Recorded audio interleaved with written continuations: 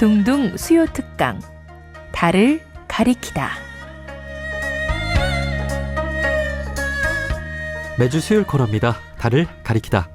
성현들은 달을 가리키고 있지만 우리는 그 손가락만 보고 있지 않은지 돌아보는 시간인데요. 종교의 문자나 상징이 아니라 그것이 가리키고 있는 종교의 참된 가치에 대해 생각해보는 시간입니다. 경희대학교에 종교시민문화연구소라는 곳이 있습니다. 지난 2016년에 설립됐는데요. 설립 취지는 우리 인류가 문명 전환의 위기 시대를 맞이하는 이때에 종교가 인류 역사에서 기존의 문명 패러다임을 돌파하고 새 문명을 이끌어왔던 것처럼 새 시대를 향한 이론과 실천적 방향을 제시해야 한다는 것인데요. 위기의 시대, 앞으로 종교는 어떤 역할을 해나가야 할지 경희대 종교시민문화연구소 소장이신 송재룡 교수님과 말씀 나눠보겠습니다. 교수님 안녕하세요. 네, 안녕하세요. 송재룡입니다. 네, 반갑습니다. 먼저 청취자분들께 간단한 소개와 함께 경희대학교 종교시민문화연구소 소개도 좀 해주실까요? 네, 종교시민문화연구소는 경희대학교 부설연구소입니다. 지난 2016년에 설립이 됐고, 그러니까 지금 약 10년이 채 안 됐습니다. 네. 그리고 우리 연구소 안에 같이 연구하시는 선생님들이 한 5명 정도 계시고요. 그 다음에 이제 같이 연구 보조하시는 조교 선생님들 한 2분 정도 계시고, 예. 또 행정적인 일을 이끌어가는 간사 역할을 하시는 실무간사 역할을 하시는 분도 한 분이 계십니다. 이 보통 그 종교 관련 연구소가 종립대학들에 이제 많이 있잖아요. 뭐 한신대나 독립대학이요? 뭐 동국대나 그런 종교 기반인 예, 대학들. 원광대나 예. 그렇죠. 네. 경희대학교는 이 종교 그 시민문화연구소 설립 취지가 어떻게 될까요? 그러게요. 이게 설립 취지가 사실은 저는 이제 그 사회학자거든요. 사회학자인데 사회학자임에도 불구하고 좀 종교, 문화 뭐 이런 부분의 현상에 대한 것을 좀 다루는 사람이기도 하고요. 네.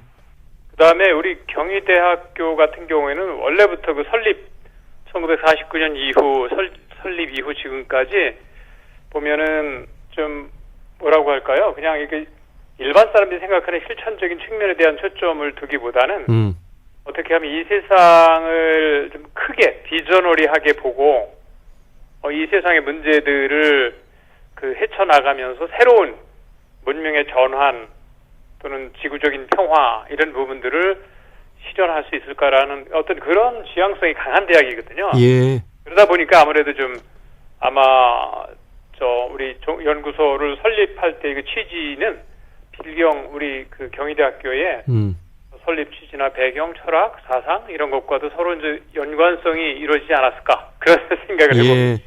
네. 사실 그 우리 종교가 진리를 탐구한다고는 하지만 대학이라는 곳도 궁극적으로는 진리를 탐구하는 곳 아니겠습니까? 그렇습니다. 그리고 특히나 이제 경희대학교가 이런 인문학이나 뭐 철학 또 이런 것을 또 강조하는 것 같아요.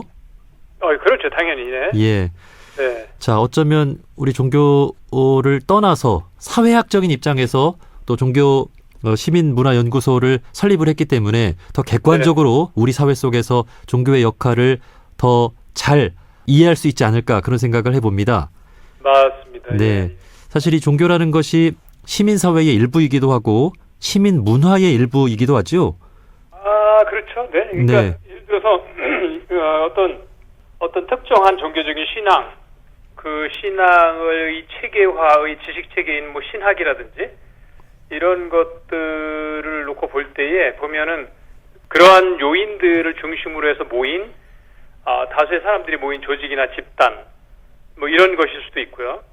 더군다나 중요한 거는 그런 사람들의 모인 집단이나 조직 단체가 갖고 있는 집단적인 지향성 같은 것들 있죠. 가치나 어떤 나는 그 사회학적인 용어로 집단적 경향성이라고 부르는데 뭐 우리가 흔히 얘기하는 지향을 갖고 있는 어떠한 성향 같은 거를 달리 표현할 수 하는 말이기도 한데요. 그래서 그 조직이나 체계로서의 측면도 있고 사회라고 하는 그 다음에 문화라고 하는 눈에 보이지 않지만 사람들에게 영향을 미치는 차원 이제 그런 식으로 있기 때문에 아마 사회 일부이기도 하고 시민사회 일부이기도 하고 시민문화 일부이기도 하죠. 네.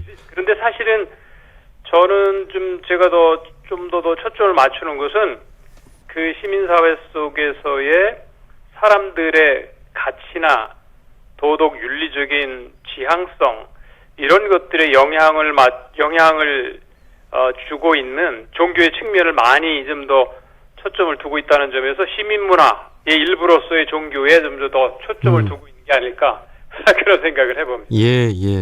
네. 이 종교라는 집단의 그 가장 큰 목적은 좋은 세상 만들기 아니겠습니까?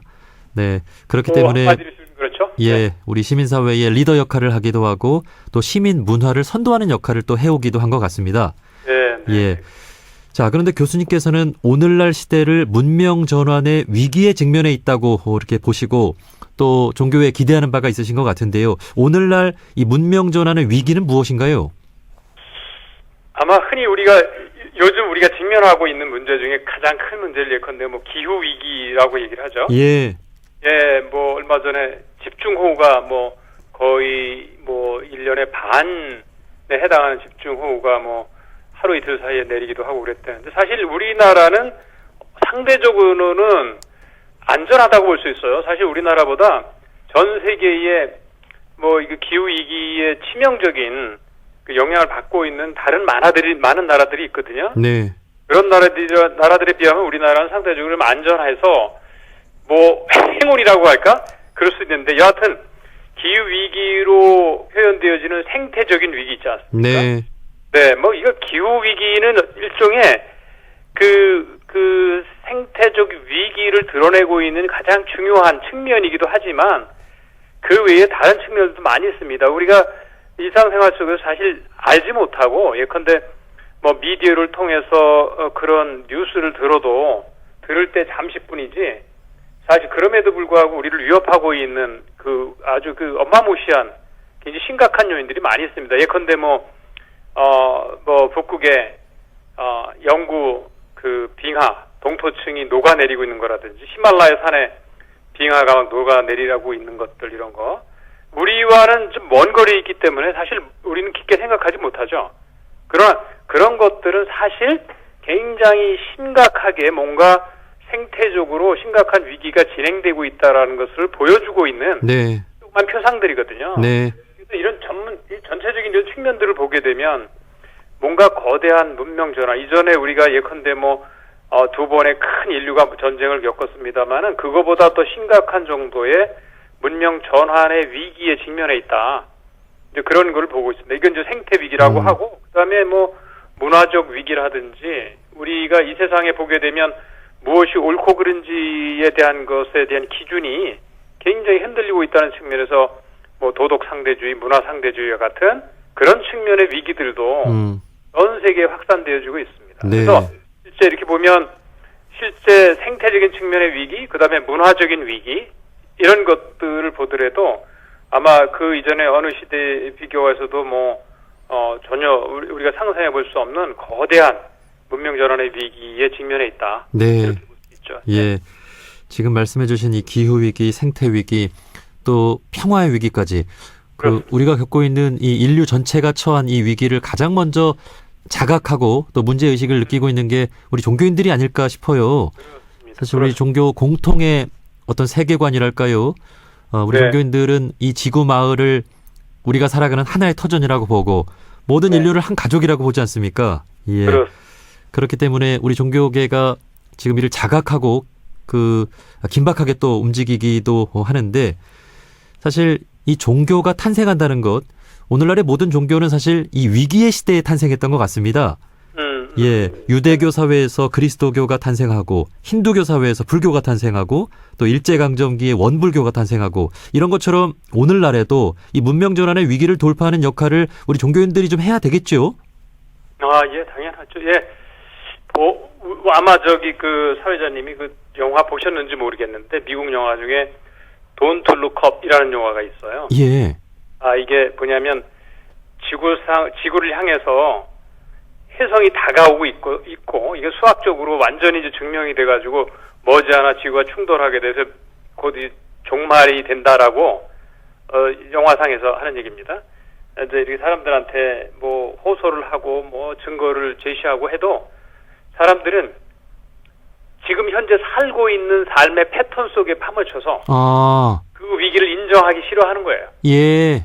정치인들이 그러하고 경제인들이 그러하고 종교인조차도 그러하고 기존의 삶의 패턴에 흡사하다 보게 되면 아무리 위기가 다가온다고 하더라도 사실 사람들은 잠깐 반짝하게 생각할지 몰라도 기존에 살고 있던 삶의 패턴과 경향에 빠져서 그걸 잊어버리고 싶고 그걸 보고 싶지 않아 하죠. 예. 이런 것들처럼 현재 이제 지금 위기가 그러하다라고 볼 수 있는데 사실 역사적으로 아까 사회자 선생님 말씀하셨지만 정말 진정한 의미의 위기의 상황에서는 종교가 정말 굉장히 중요한 역할을 했죠. 막대하게 중요한 역할을 했죠. 그건 왜 그러냐면 그 어느 종교라고 하더라도 사실 그 종교를 통해서 그 위기의 상태를 극복할 수 있는 극복의 주인공은 인간이지 않겠습니까? 네. 인간들을 그렇게 집단적으로 뭔가 강력한 연대의 힘을 갖고 직면에 있는 위기를 극복할 수 있도록 하는 것은 그 어떤 한 사람의 명령과 지시도 아니고 과학의 힘도 아니고 사실은 우리의 가치관과 집합적인 도덕 뭐 이런 것들의 배후에 큰 구성의 역할과 그런 힘을 쏟아주고 있는 그런 차원인데 그게 사실은 종교이죠. 사실. 네. 네, 이런 것은 사실 역사적으로도 뭐 우리가 많은 뭐 증명들을 볼 수 있고 그런 예들을 많이 볼 수 있는데 지금도 그래서 저는 이렇게 위기의 상태에 있는 전 지구적으로 이 생태적 위기, 문화적 위기, 전쟁의 위기 이런 것 속에서 뭔가 이 위기를 돌파할 수 있는 문명 전환의 그런 역할은 우리 종교로부터 찾을 수밖에 없고 또 그래야 된다. 예. 그런 의미에서 사실은 종교는 전 세계 모든 종교들은 서로 동일한 어떤 그 문명 위기라고 하는 그 중차대한 상황 속에서 서로 협조하고 상생하고 대화하는 그런 모습들을 추구해 가야 된다고 생각합니다. 네. 네. 그 교수님 말씀을 들으면서 참 이 진리를 신앙한다는 것이 무엇일까 생각해 봤을 때 그 누구보다 어떤 주인의식을 가지고 책임감을 가지고 또 어떤 네. 용기를 가지고 생명과 평화를 위해서 헌신하는 그런 자세가 아닌가 생각해 봅니다. 네, 맞습니다. 그런 측면에서 우리 종교인들이 뭐 우리 사회 곳곳에서 중요한 역할을 해 오고 있는데요. 뭐 환경운동, 인권운동, 뭐 평등, 뭐 한반도 평화운동 등 그 시민사회와 협력해서 활동을 해오고 있잖아요. 교수님께서는 아마도 이 시민사회를 이렇게 통찰하고 계실 텐데 우리 종교인들이 잘하고 있는 부분, 또 좀 부족한 부분, 좀 어떤 부분이라고 보시는지요? 종교인들이 뭐 때로는 뭐 뉴스 미디어나 이런 걸 통해 가지고 종교가 전혀 사람들이 기대치 않는 측면에서 저 종교가 사람들에게 걱정을 끼치는 측면도 있다는 측면들도 있죠. 예, 그런 것도 있지만 사실은 대부분의 종교들은 조금 전에 말씀하신 대로 직면에 있는 어려움과 문제를 극복하는 데에 중요한 그 열쇠가 될 수 있는 그런 가치관의 문제 또는 실제 그 어떤 그 전 지구적인 연대 또는 지역적인 연대를 통해서 직면에 있는 문제를 해결할 수 있는 힘의 원천이 되기도 했습니다. 그래서 사실은 그냥 제가 일반적으로밖에 말씀을 드릴 수 없는데 네. 사실은 만약에 흔히들 뭐 사회자 선생님도 잘 아시겠습니다만 흔히들 종교가 사람들에게 지탄을 받는 것 중에 하나는 그 개개 하나의 종교적 신앙 체계와 교리 체계에 너무 집착하다 보니까 예. 타종교와 연대하지 못하고 대화하지 못함으로써 뭔가 이렇게 이기주의적인 측면을 드러내고 있는 그렇습니다. 그런 측면들이 있습니다. 그런 예. 측면들은 정말 사람들한테 많은 그 오해를 주고 있고 사람들이 종교를 떠나게 하는 부정적인 요인으로 작용할 수 있는데 그 외에도 사실은 종교는 눈에 보이지 않게 많은 사람들을 뭐 개인이나 또는 집단이나 간에 지역이나 간에 소리 소문 없이 돕고 있는 측면들도 많이 있고요. 또 흔히 우리가 기도라고 하지 않습니까? 원불교 같은 경우에도 기도 있고 네. 기원이 있고 뭐 그럴 텐데 이제 이런 것들을 통해서 개인은 물론이고 개인 차원은 물론이고 집단의 차원에도 뭔가 어려움을 극복할 수 있는 동기를 부여하고 실제 그걸 극복할 수 있는 에너지, 힘 이런 것들을 제공해 오고 있고요.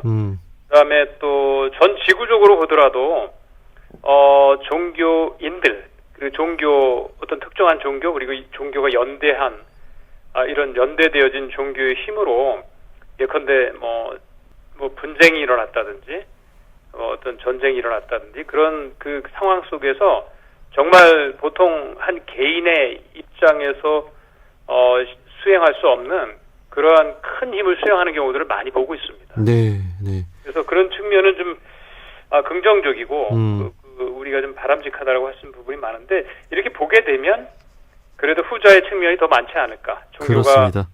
수행하고 있는 기능이나 역할 같은 거 이런 것들. 네.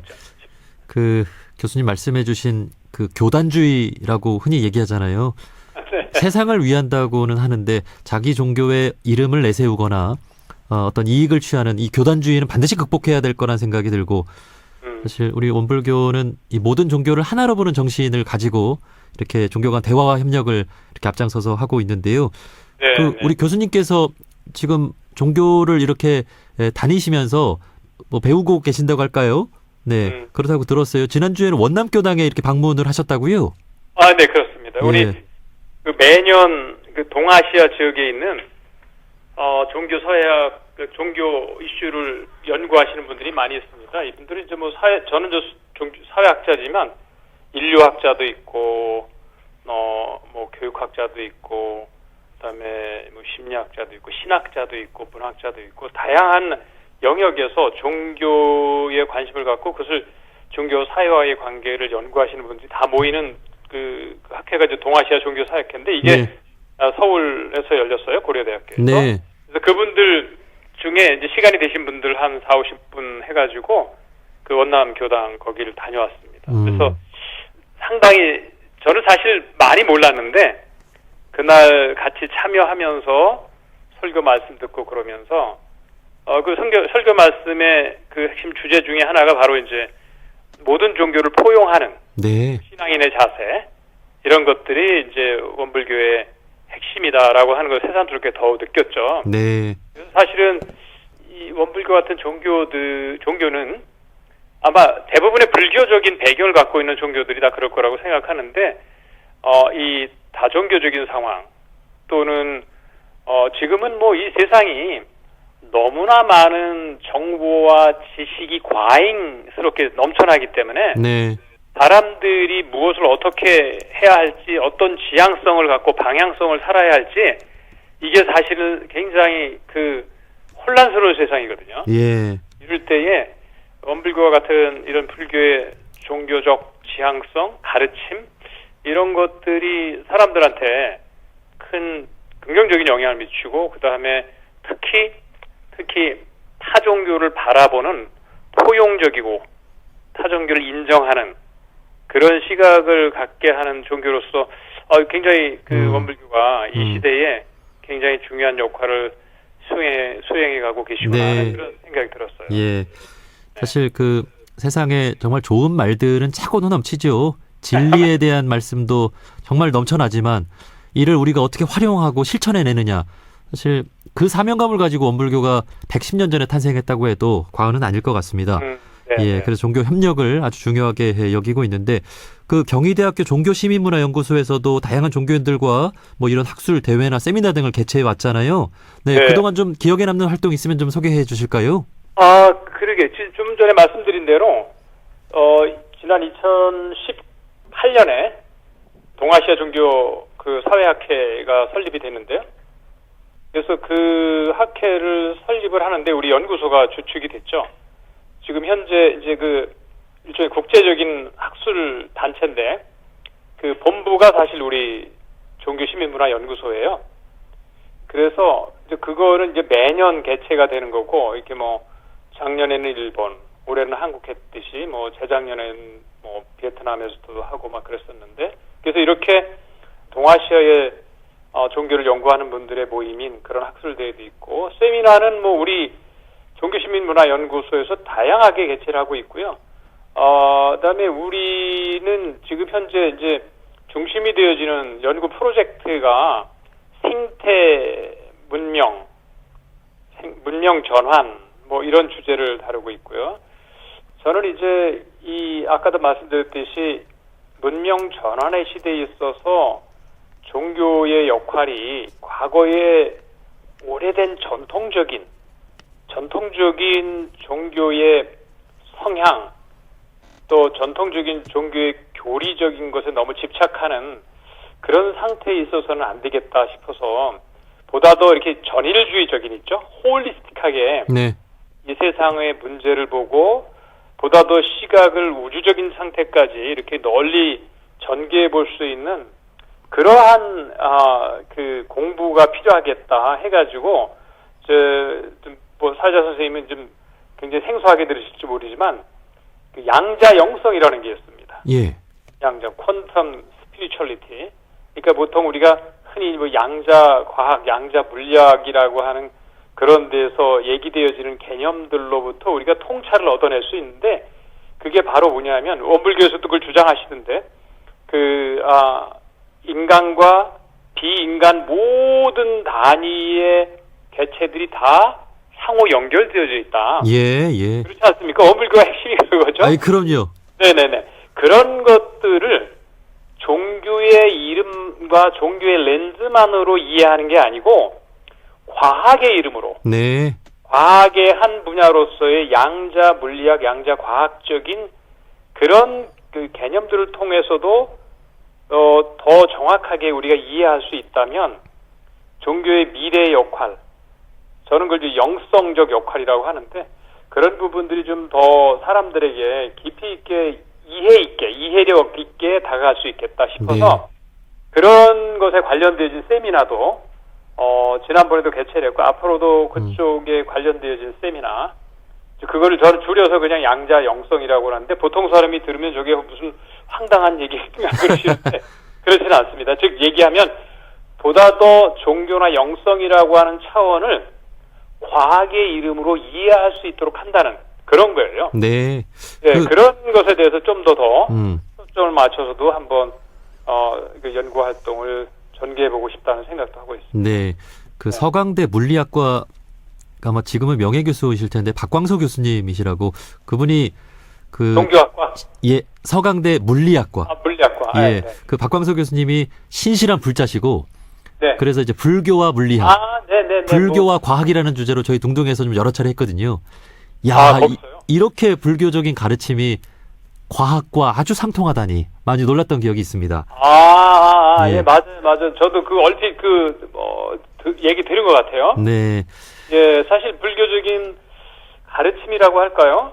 불교적인 깨달음이라고 할까? 불교적인 인식이라고 하는 것이 양자과학적인 그 통찰과 서로 상통하는 부분이 분명히 있습니다. 네. 앞으로 그런 걸 보게 되면은 예컨대 유실론적인 종교, 유대기독교적인 종교적 배경이 가진 종교들도 귀담아서 들어야 할 부분인 것 같은데요.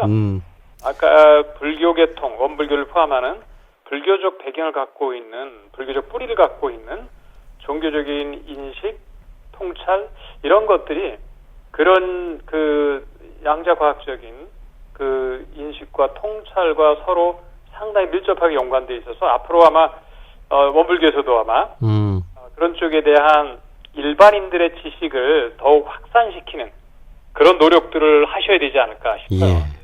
네. 지금 뭐 그야말로 물질의 시대, 과학의 시대인데 네. 앞으로의 종교가 과학과 만나지 않는다면 그럼요. 합리적이지 않다면 네. 우리가 수긍하고 또 감동을 받을 수 없다면 앞으로의 종교는 또 역할을 하지 못할 수도 있다는 생각을 해보면서 앞으로 그런 대화가 또 활발히 더 이루어져야 되겠습니다. 그거 정말 중요하신 말씀이에요. 왜냐하면 지금까지 전통적인 종교들이 쇠락하게 된 이유와 원인 중에 하나가 과학적이지 못하다는 거였어요. 아시잖아요. 예. 예, 그러니까 일반적인 의미의 과학적인 지식이 증대하면 증대할수록 반대로 전통적인 종교에 관한 신앙심의 정도는 쇠락한다. 이게 사실 세속화 이론의 기본 가정이고 실제 그런 현상들이 있었잖아요. 네. 이제는 반대로 과학의 이름으로 과학의 논리로 종교와 영성의 가능성과 그것의 강력함을 이해할 수 있는 시대로 가야 되고 그렇게 된다라고 하면 이 문명 전환의 시대에 있어서도 이 새롭게 사람들은 과학적 지식을 많이 가지면 가질수록 반종교화가 되고 그 신앙적이 되는데 그거를 이렇게 전환할 수 있는 반대로 전도시킬 수 있는 그런 지식들이 바로 좀 전에 말씀 나눈 그런 곳으로부터 오지 않을까. 네, 그렇습니다. 그런 생각을 해봅니다. 그 우주로부터의 귀환이라는 책 있잖아요.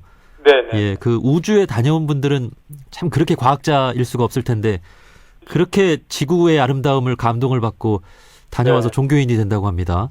네, 네. 그만큼 정말 소중한 이 가족과 어떤 사랑 그리고 내가 살아가는 이 지구의 아름다움 이런 것들은 사실 과학으로 설명할 수 없는 정말 이 아름다운 모습이잖아요. 네, 앞으로 종교와 과학이 함께 이렇게 대화하는 그런 시대를 만들어가야 되겠습니다. 자, 마지막 이제 질문입니다. 저희 프로그램은 다양한 또 종교인분들이 듣고 계시는데요. 자, 경희대학교 종교시민문화연구소 소장으로서 우리 이 문명 전환의 위기 시대에 우리 종교인분들께 좀 당부하고 싶은 말씀이 있다면 한 말씀 해주시죠. 네. 이거 저는 이제 개신교인인데요. 저 스스로에게를 향한 이야기이기도 할 것 같은데 저는 이 문명 전환의 위기 시대 속에서 우리가 보다 더 포용적이고 보다 더 비전오리한 생각을 가져야 된다. 즉 뭐냐면 우리 흔히 한국적인 그 종교인들에 관한 그런 사람들의 많은 시각들 중에 기복적이고 구복적이다 이제 그런 얘기들 많이 하지 않습니까? 네. 그런 차원과 연관되어진 종교적 신앙을 유지해 가기보다는 이제는 보다 좀 비전오리하고 그죠?